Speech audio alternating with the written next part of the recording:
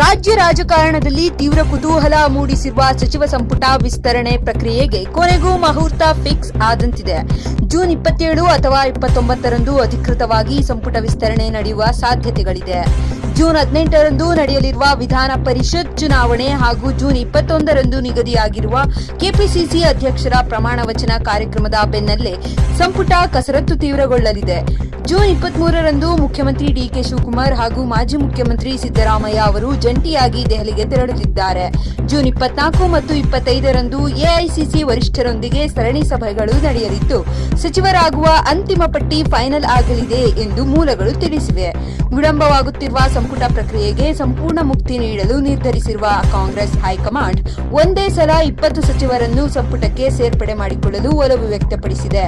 ಇದರಲ್ಲಿ ಎಷ್ಟು ಹಳೆ ಮುಖಗಳಿಗೆ ಮತ್ತೆ ಮಣೆ ಸಿಗಲಿದೆ ಮತ್ತು ಎಷ್ಟು ಜನ ಹೊಸ ಮುಖಗಳಿಗೆ ಹೈಕಮಾಂಡ್ ಚಾನ್ಸ್ ನೀಡಲಿದೆ ಎಂಬುದು ಸದ್ಯದ ದೊಡ್ಡ ಯಕ್ಷ ಪ್ರಶ್ನೆಯಾಗಿದೆ.